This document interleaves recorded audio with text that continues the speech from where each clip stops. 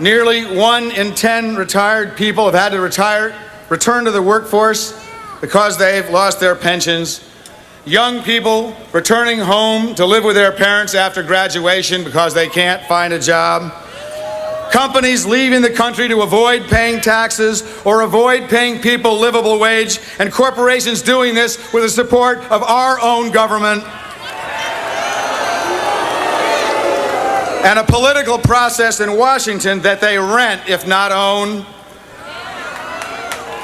This is the fear of James Madison and Thomas Jefferson, the fear that economic power would one day try to seize political power.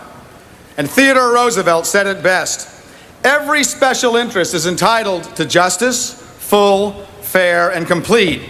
But not one is entitled to a vote in Congress, not one entitled to a voice on the bench, and not one to any representation in public office. We opened with a clip from former Vermont Governor Howard Dean announcing his bid for the 2004 Democratic presidential nomination in Burlington, Vermont on June 23, 2003. Neil and I are off until after Labor Day, but there will be plenty of bonus content. I'm Claire Potter, and this is the True Grit and Public Service edition of the Political Junkie podcast.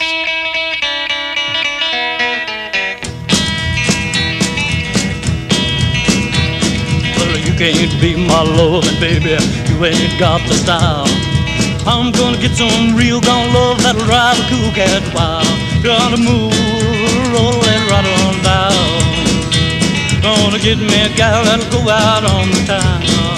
Well, you gotta move on down the line. I'm gonna get me a gal that'll make some time. You can't be quiet, you can't be slow, cause when it starts spreading, gotta go, go, go. One of the things I've always loved about teaching is keeping up with students after they graduate and finding out who they're going to become.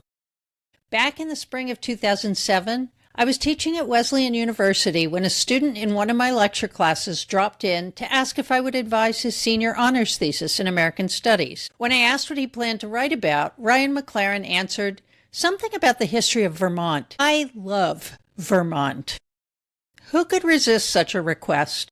This was also an ambitious guy. Most members of the football team didn't write an honors thesis. The time they devoted to the sport, even at a Division III school, made it hard to fit a rigorous independent study, one that required intense research focus in the fall, into their schedules. Ryan graduated with honors in American Studies in the spring of 2008. And I learned a lot about the history of Vermont that year and that state's distinctive place in our democracy. Get acquainted with Vermont's commitment to civic excellence, and it won't surprise you that it is one of 4 states to have produced 2 presidents, Chester Arthur and Calvin Coolidge, that it has supported a senator, Bernie Sanders, who has reshaped the Democratic Party, or a presidential candidate, Howard Dean, whose investment in a digital strategy revolutionized how campaigns are run, something I discuss in my book, Political Junkie. After he graduated from Wesleyan, Ryan devoted himself to contributing to his state. I'll let him tell you his story, but that path included AmeriCorps, coaching, working on schools and Democratic Party politics, working for Governor Peter Shumlin, and as a staffer for Senator Peter Welch. That upward trajectory was interrupted by a 2017 catastrophic spinal injury, which left Ryan disabled in body but not in spirit. He's still the same sunny guy I met back in 2007, still an athlete and still devoted to public service, so much so that on Tuesday, August 11th, he will be on the ballot for Lieutenant Governor of Vermont. Ryan McLaren, welcome to the show. Claire, it's so good to see you. Oh my gosh. Oh my gosh. I feel like I've made it now. Really. You're on Claire Potter's of podcast. Vermont. It's really quite unusual to have a student walk into your office and say, I want to do research on my state because I love it so much and it's my home. And so I was like, how can I turn you down, guy? And you wrote a thesis, and that was the beginning of your launch into politics. But you started in AmeriCorps, didn't you? Yeah, my first job after back in Vermont after college was as an AmeriCorps member. I was trying to figure out what to do with myself, and I'd always had, I think, a general commitment to service and um, an appreciation for public education. I'm the product of public education.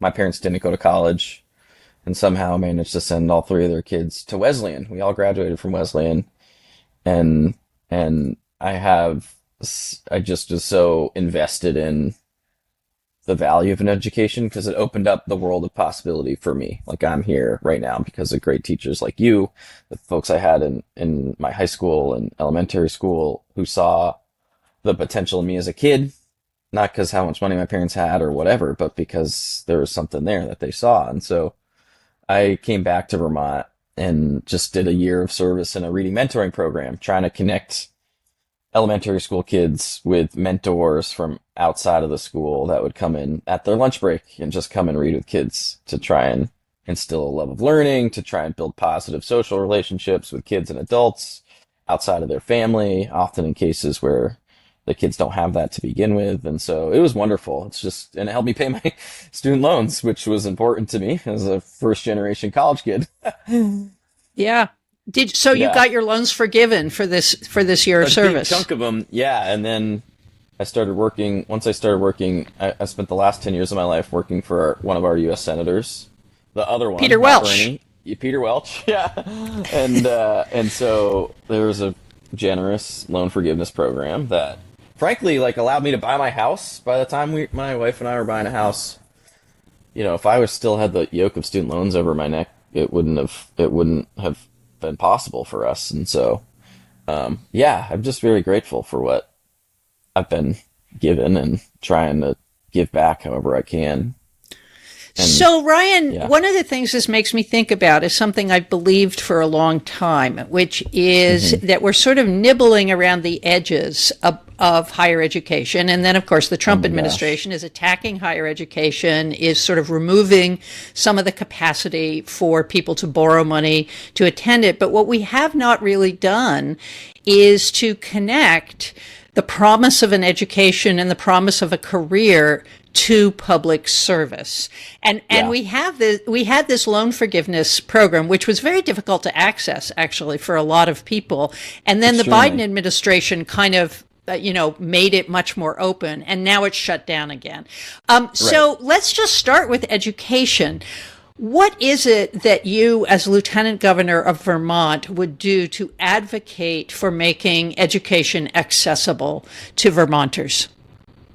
Yeah, we have a real challenge in public education here in Vermont. Our student age population is shrinking.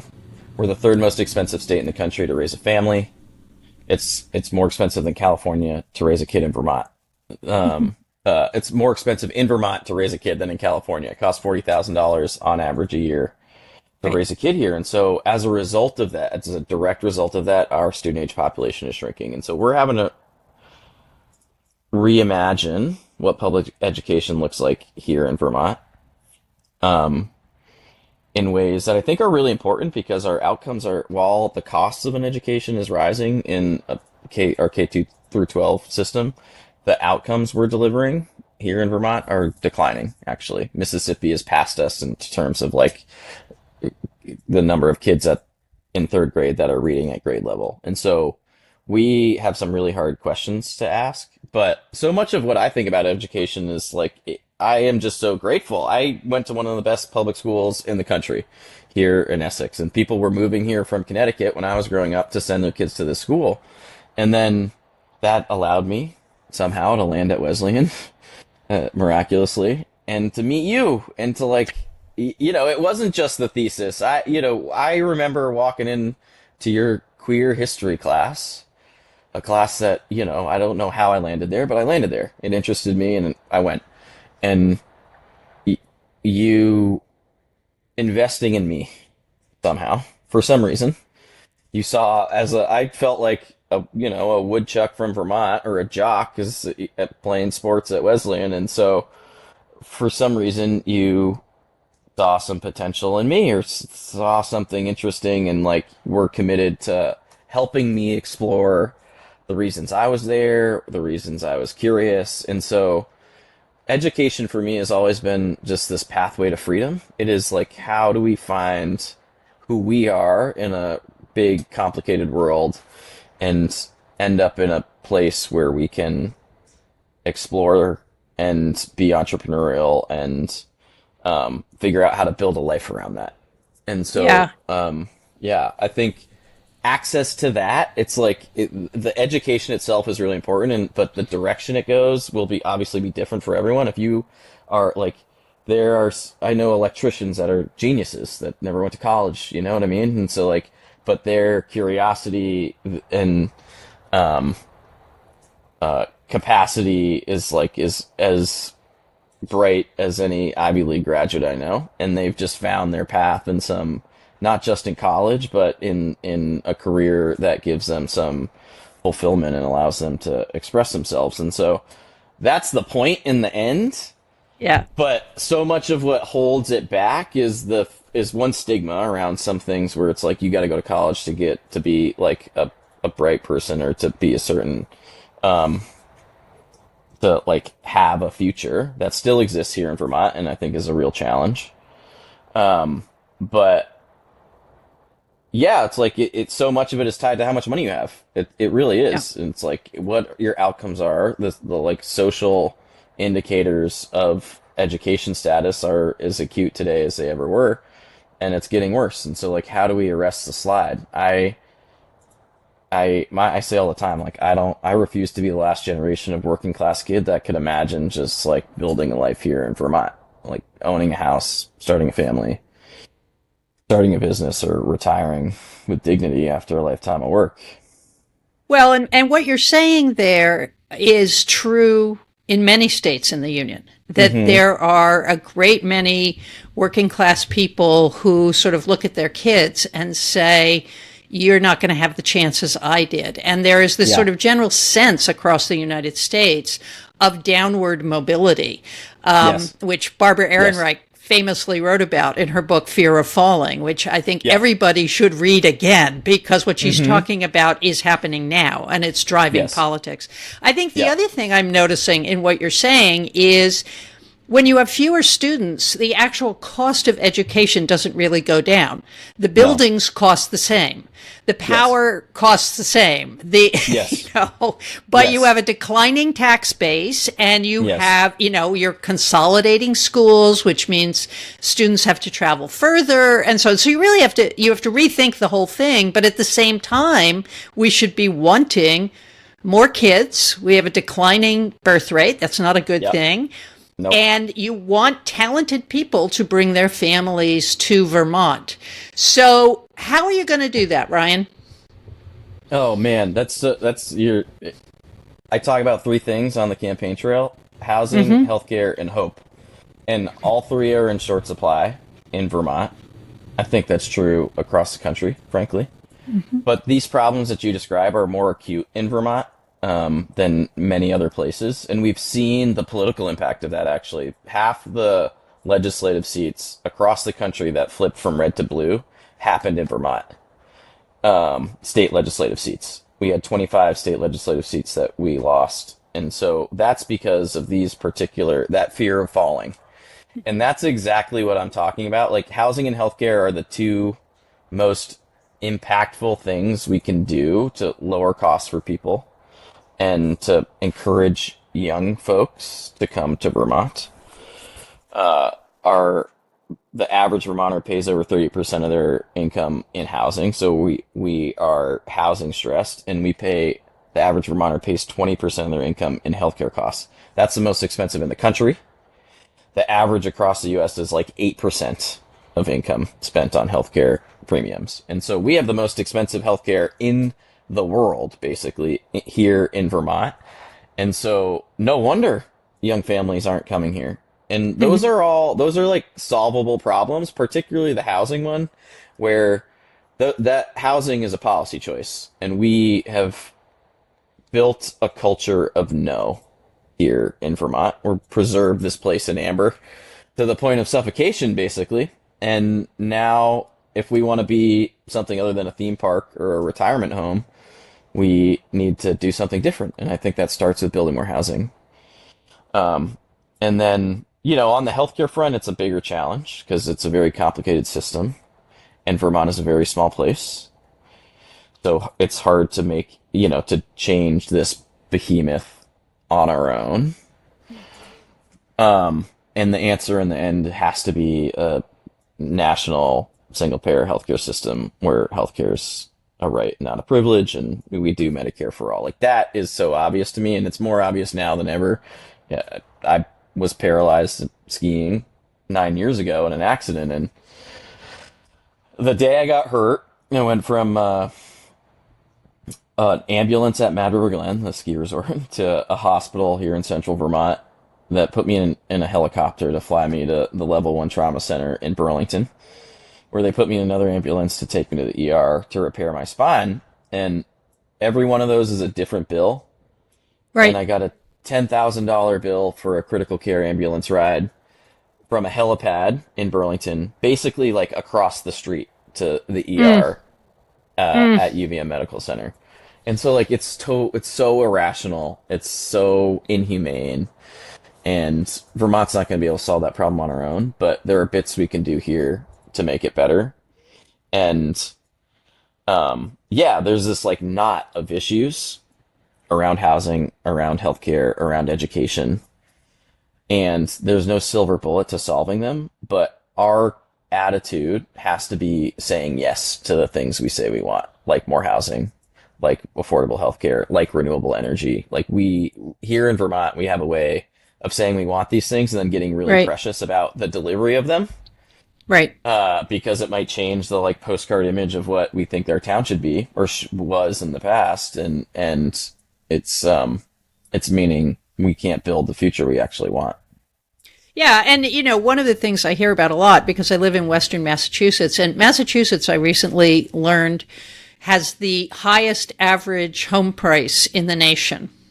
Which doesn't surprise me because I've known people trying to buy around here. It's very hard. You either get a place that has been totally renovated and it costs $700,000 or $800,000, or you get a place that somebody's been living in for 60 years and you have to put $300,000 or $400,000 into it.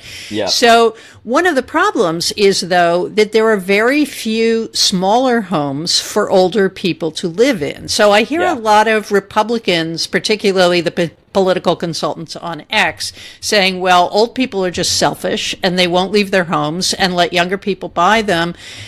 It's really hard to find a place to go if you are older. My wife and I bought a couple of condos. This is my office, and then we live in the one upstairs. And we were just lucky. We got them by word of mouth. If we were actually looking for a condominium today, it would take months. So let's just think about what specifically has to happen with housing. You actually have a housing plan up on your website. Can you sketch it for our listeners? Yeah, sure. I call it the YIMBY tax credit, the Yes in My Backyard tax credit. And so what we've been doing here in Vermont is we have been artificially buying down property taxes that we use to fund our education system. With excess revenue from essentially income taxes. So like if we have a surplus over here, we're just going to put a Band-Aid on the education fund on the other side. And the problem gets worse over time because you're not actually solving the structural problem. Like there is not enough growth in revenue by building more housing. And so what my tax credit would do is say for every unit of housing a community permits, they would get a $25,000 tax break on what that community owes to our education fund.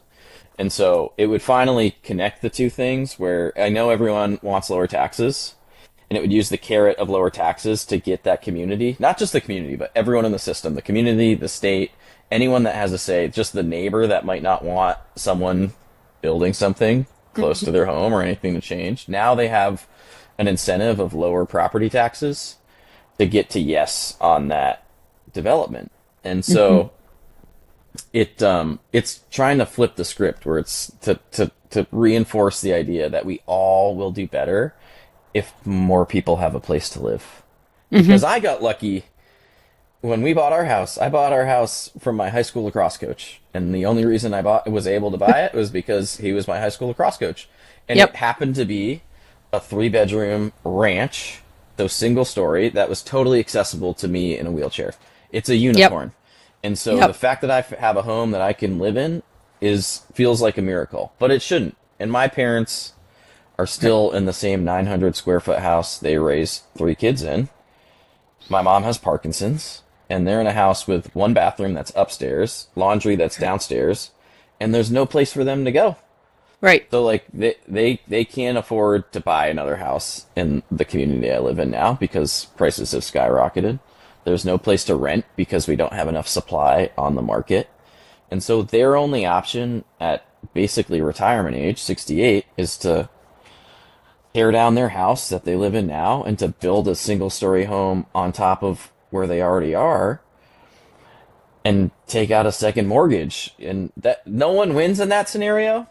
Right. And that's a regulatory regime that is leading to bad outcomes. Like if we say we want to address homelessness, if we want to address education costs, if we want to address our demographic issues, like we have to be willing to say yes to housing. And so I'm like all in on the YIMBY movement. We have to say yes. And all It's of the above, fantastic. all kinds of housing. Yep. You know, my grandparents lived in a mobile home park when I was growing up on my mom's side. And like that is a good option for people because it's a home. And what frustrates me is often I literally heard a elected official here in Vermont at a housing summit after hearing a panel conversation about building condominiums, about building apartments, say, yeah, but no one wants to live in those. And that's just not true. There is no evidence Right. to suggest that our personal preferred vision of what a home is shared by the market. People want a place to live, and that includes, tiny homes, it includes boarding houses, it includes mobile home parks. Like we need everything and we need it now. Otherwise, we will become a theme park where only rich folks can afford to enjoy all that Vermont has to offer. I want to come back to Vermont's economy and what it's based on and Yeah. so on in a second. But you've mentioned a couple of times your catastrophic accident that led to you continuing your life as a disabled person. You said earlier you didn't know why I took a special interest in an athlete who, had just shown up in my queer history class. And I'll tell you, which is at Wesleyan, one of the ways that working class men got there was through sports.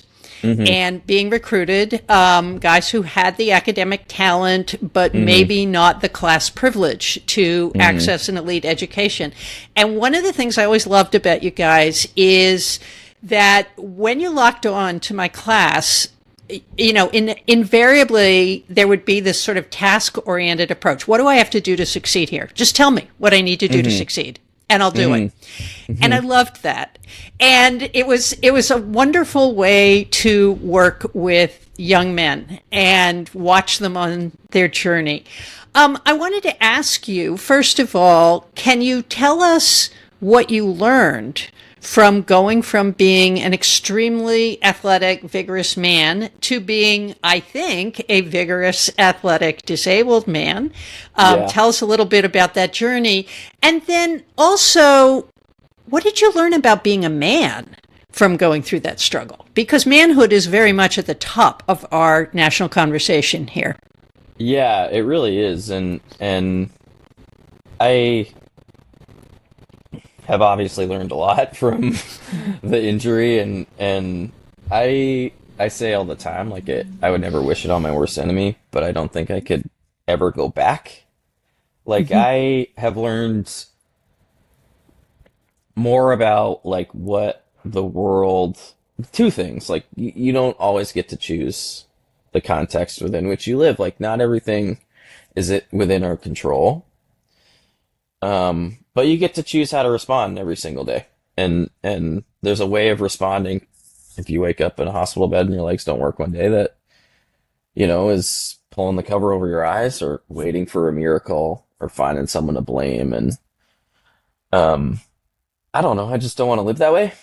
I think I have more power in me than that. And so it's the other way is to get up and just go and try and build a life that you want for yourself. And I was always an athlete, and I found a lot of strength and comfort in like being able to do things physically with my body.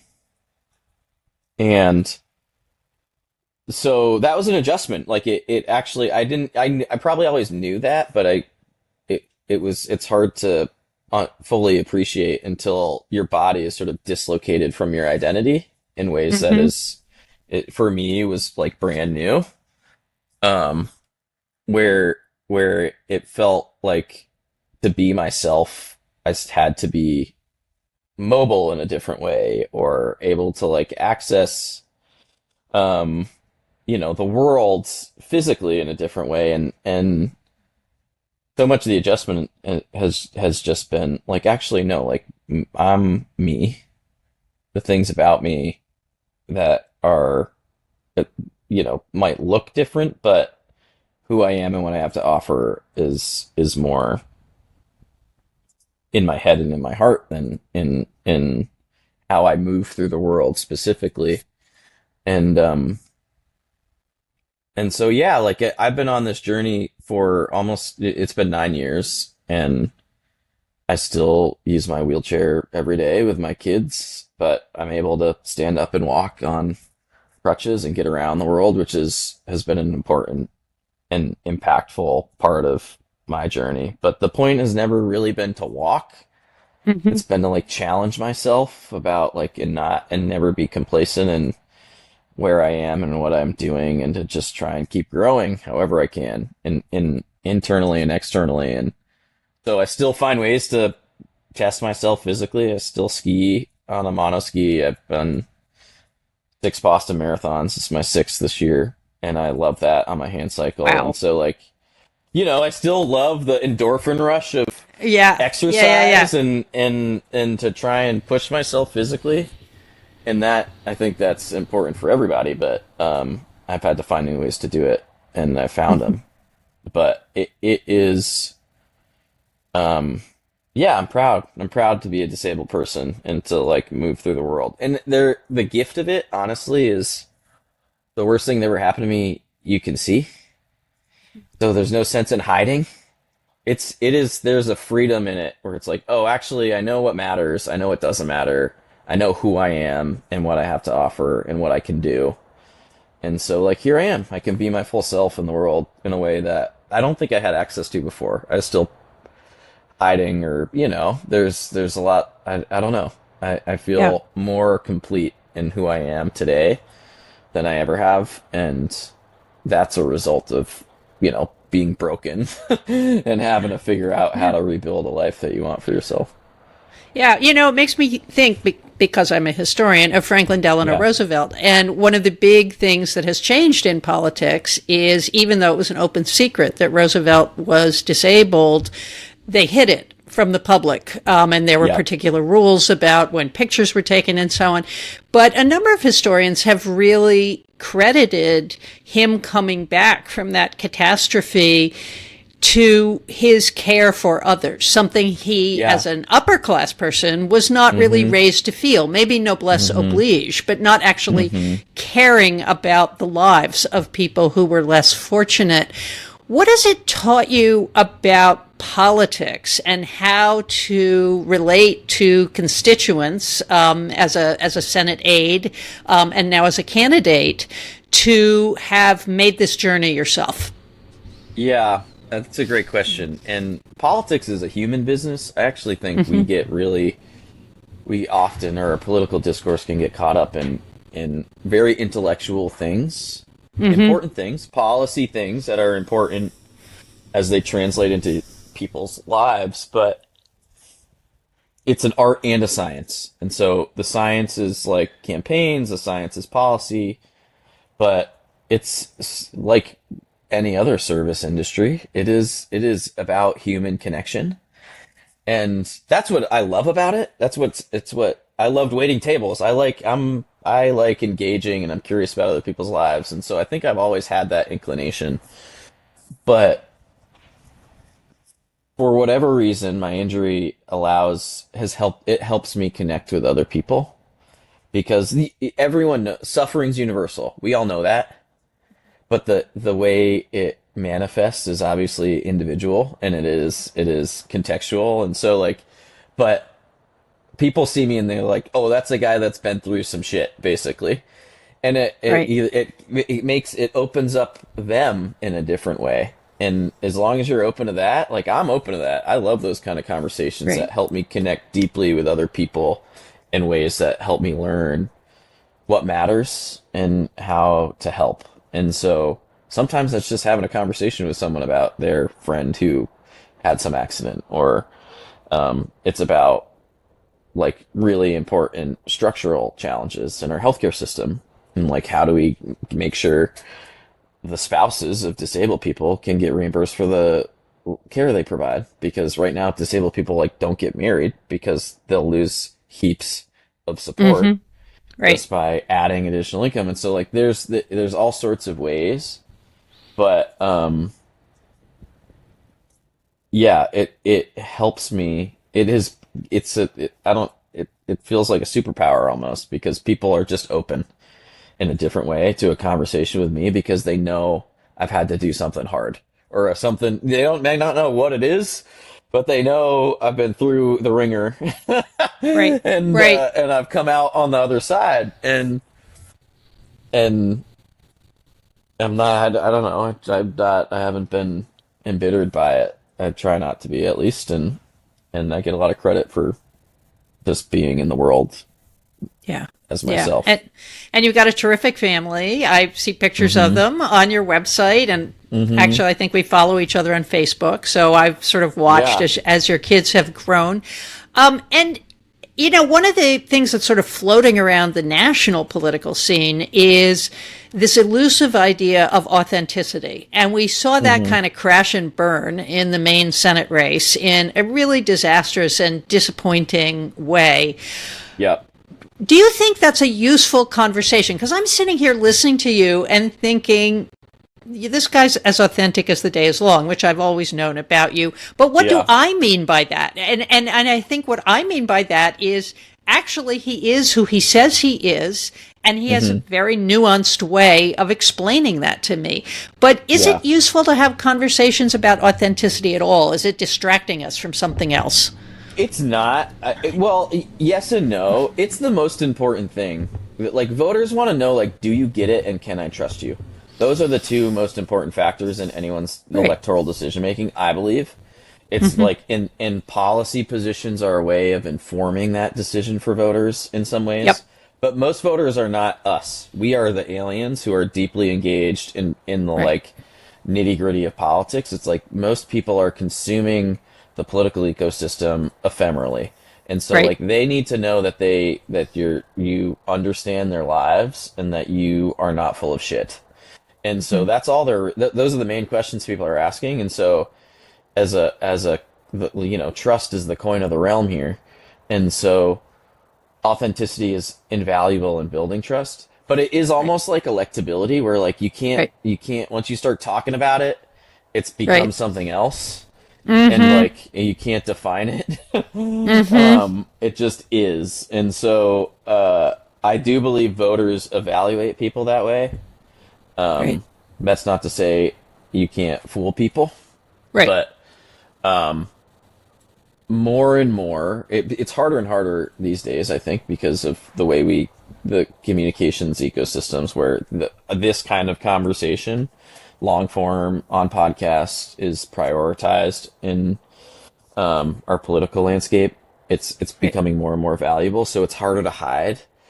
Say this all the time to the people on my team, where I get frustrated in a setting that's like a forum or a debate, and it's like, here's your 90-second intro, and I'm going to ask you a very detailed question about healthcare, and you're going to have 90 seconds to respond. And like, Right. sound bites aren't how people communicate Yeah. these days, and it's not good enough to just like get something in one clip on a TV news broadcast. So it's really important, but can we have a conversation about it that actually sort of informs better outcomes on the back end? Like, I don't know. I think we just need to find the people and support them that can be themselves. But that's Right. all you ask how am I about my accident, and that's been the gift. It's helped me learn who I am and be really confident in who I am and what I have to offer. I'm not afraid or hiding, feeling like I need to hide anything. Um, Right. yeah. Well, the other thing that the disastrous Maine Senate race made me think about is this infatuation with the so-called outsider, which Yeah. has in some ways come very much out of a conspiracy-driven social media world. The stuff that's flying around the interwebs today about Yeah. Lindsey Graham being assassinated by it's just crazy. Crazy. But it is also true, as my wife is constantly pointing out to me, that politicians and political junkies like me think long and hard about these things. The vast majority of voters decide who they're going to vote for pretty much as they're walking into the booth. Yeah. So the idea of the outsider has sort of captured the imagination of political consultants. You're not an outsider at all. You've come up in the system. Now, that happens to be something I really like. So would Yeah. you make an argument for the competent, committed insider? Well, I would make an argument for people that know how to get shit done. It's like, I'm here to do the work. Like, I'm running to do something, not to be something.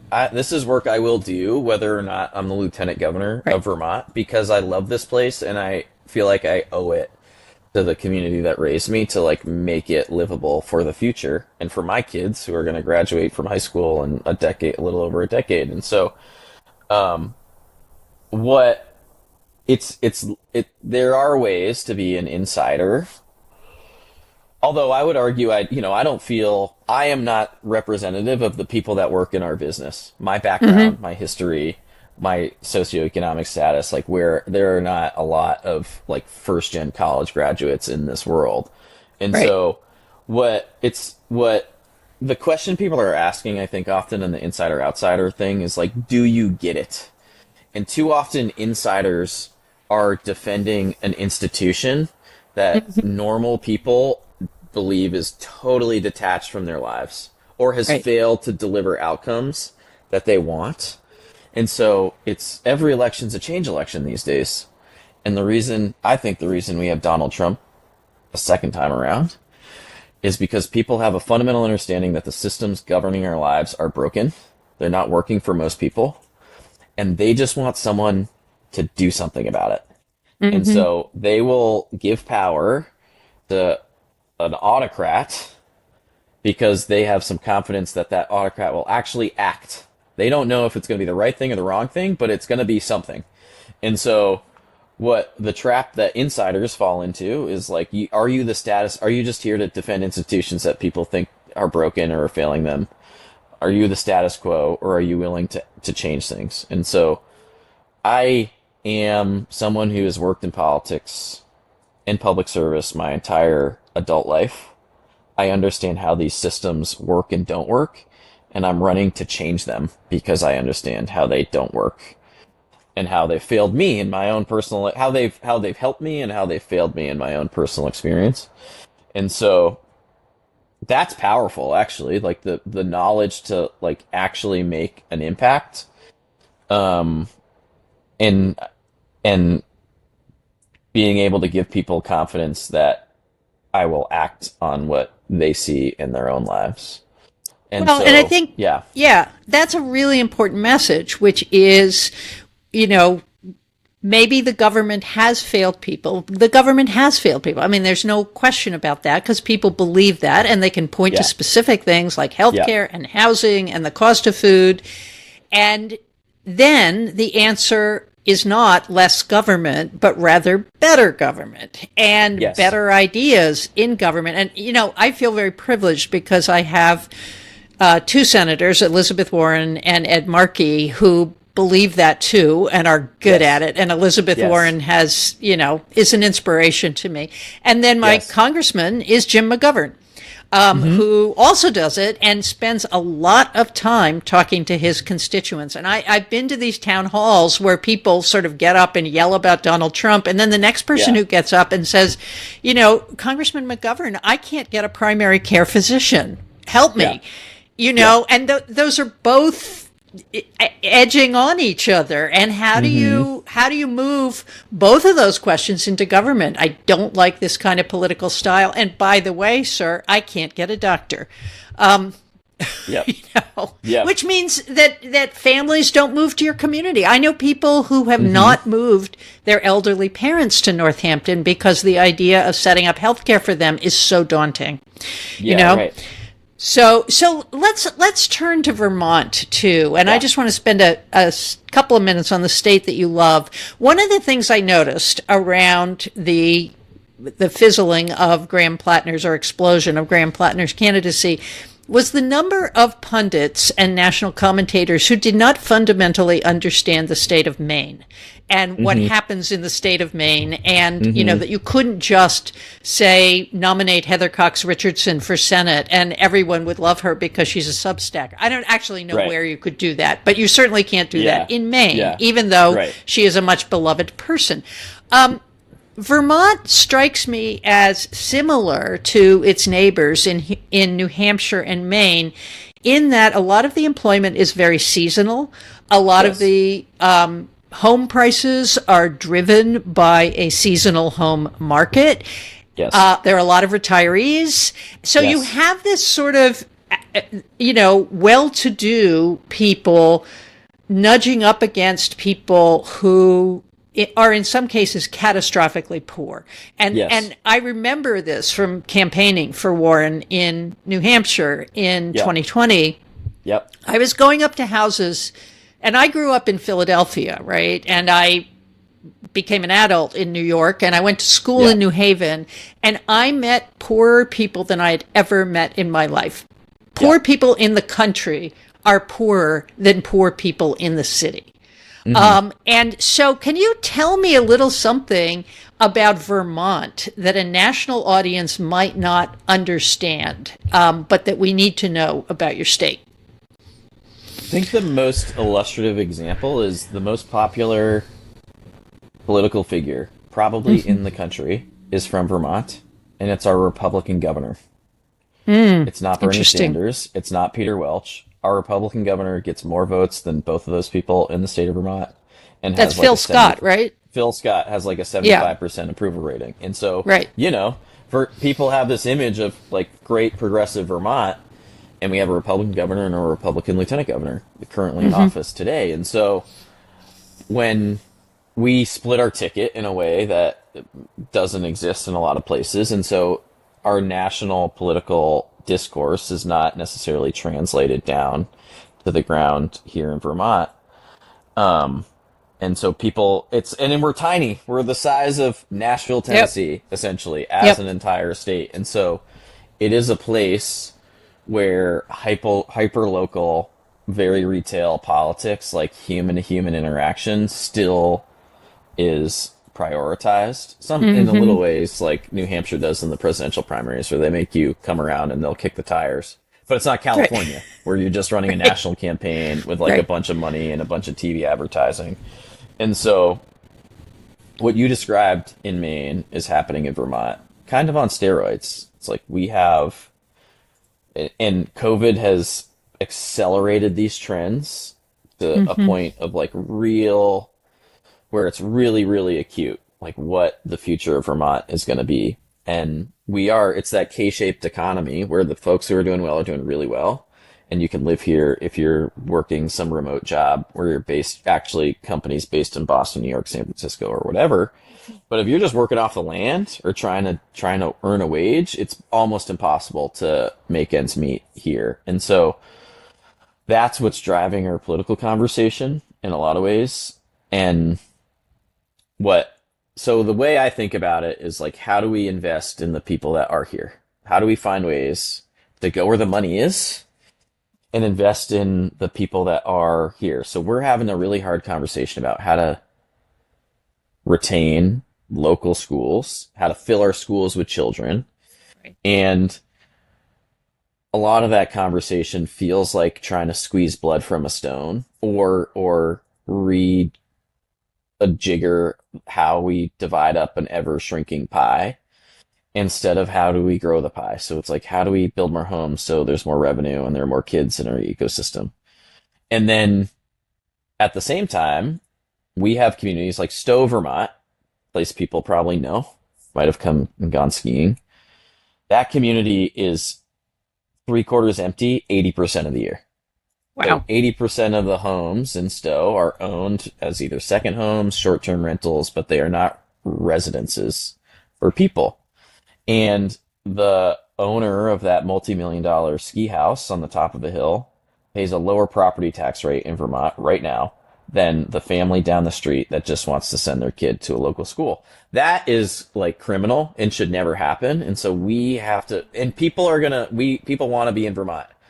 And there's a price to our communities of vacancy. So the fact that the only people that have enough capital to buy these homes in a lot of places are private equity or investors that are using, or second homeowners, that has a real cost to like how we want to live here. It means there are fewer people, there are fewer kids, and so we have to start recouping the cost of some of those things. Alex Karp, the billionaire founder of Palantir, owns property in Vermont, pays a lower property tax rate than me and my family here in Essex Junction. And that's a policy choice that we need to change tomorrow, because you know, if he doesn't want to be here because the taxes are too high, okay, that's fine. It's that's just more access to someone else owning that property. And so it's our political system is really challenged by scarcity, how few people are here, and how many the demand that people that want to come here. And so we have to start finding ways to use that demand to make investments here locally that can encourage more people to come and actually reside here.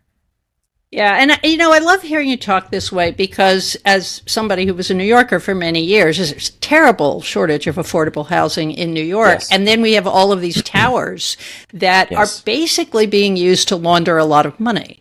And they sit completely empty. No one uses them. And, you know, the new mayor, Zoran Mamdani, is locking in on this. But let me also say, listeners. I copied it. Yeah, just copy it. And so, listeners, you don't have to want to eat the rich to recognize that the place where you take your vacation suffers. And I think one of the downstream effects you're talking about, I think about Martha's Vineyard, which is where we go every year for about 6 weeks. And we sometimes have a house guest who comes home from the grocery store having said, oh, yes, you know, we want to buy groceries for you. And then they come home and say, my God, everything's so expensive. What is the problem? And I'm like, the problem is they make all of their money between June and Labor Day. And so, you know, and in between, those jobs go away. The consumption goes away.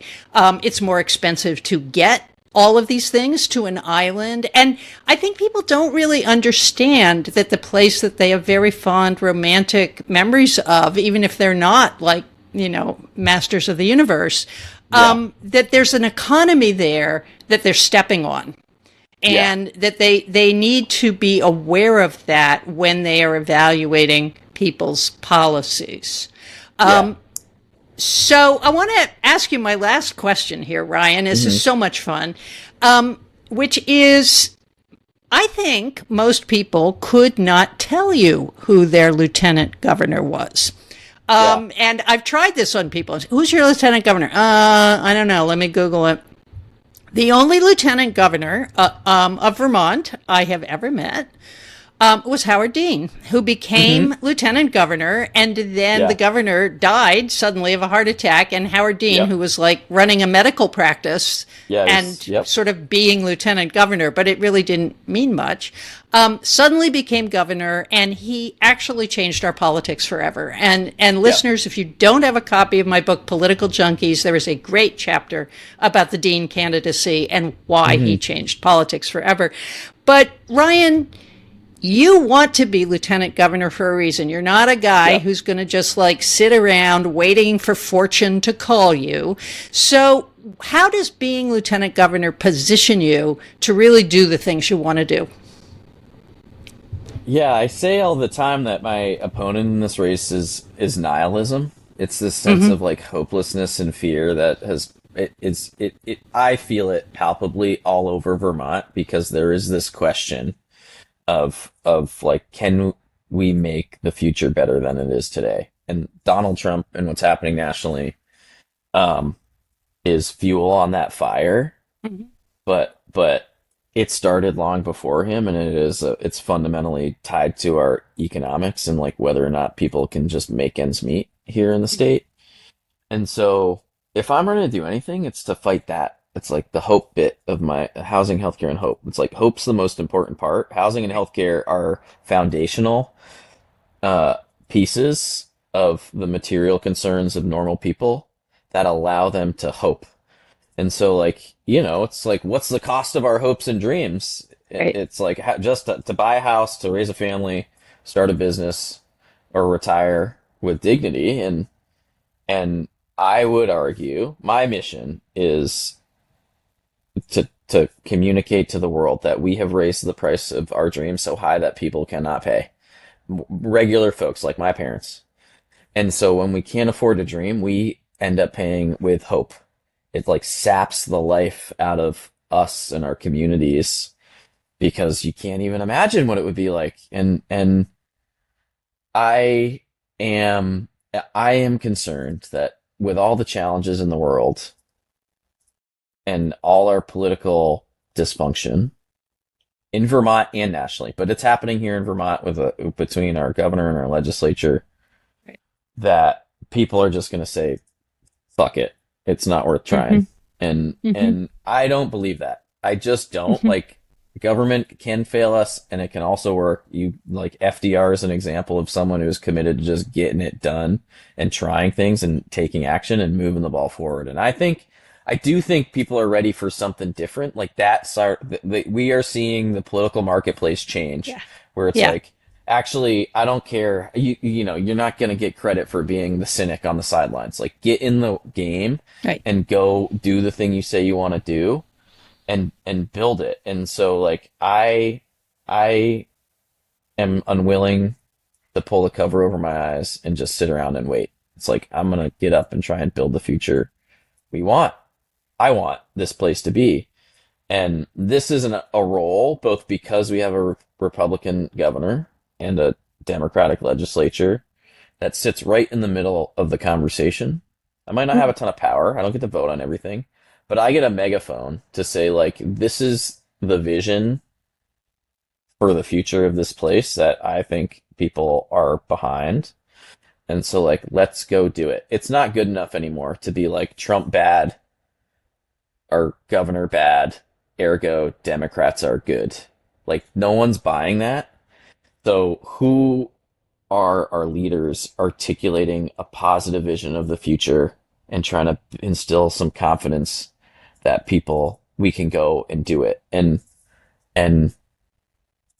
I won't quit. Like, I can help us. Like, our political conversation is paralyzed. It's stuck in the past. And like, I think I can help nudge us out of that. Not just in Vermont in particular, where it's like it's feeling acute, and the challenges we're sort of the leading edge of trends across the country in a lot of ways. I think that's a great place to end. Ryan, thank you so much for coming on the show. Oh my God, I will be watching the primary very closely. Oh, gosh, it was fun. Go to McLarenforvermont.com if anyone's interested or, feels inspired to participate. Like, there is a market for this energy. I think you saw it in, Obama's opening his presidential library. Like, that, there's a thirst for something. We've been through a decade of, real dark times or dark conversations. And, like, we can imagine something better. And I'm excited to try. To just be, the only way to fail is to stop trying. And there's hope in trying. Right. There certainly is. Ryan McLaren, thank you so much, and good luck on your quest. Thank you.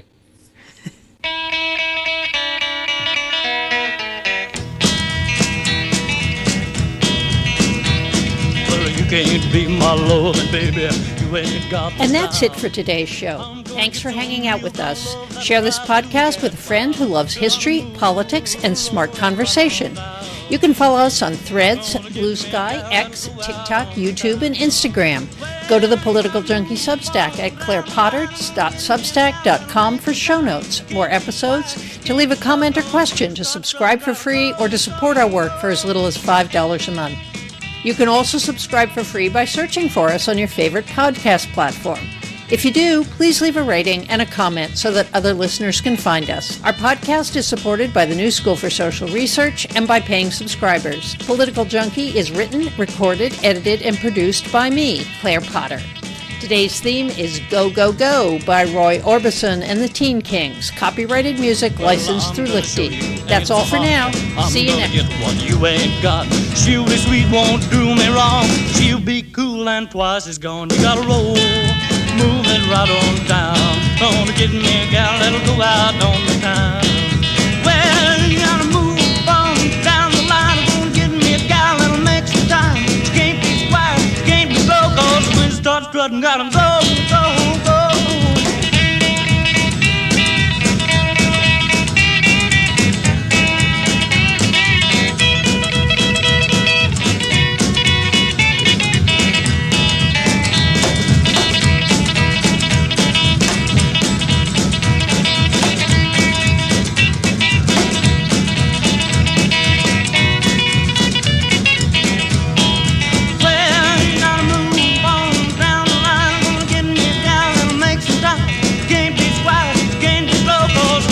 Strutting, gotta go.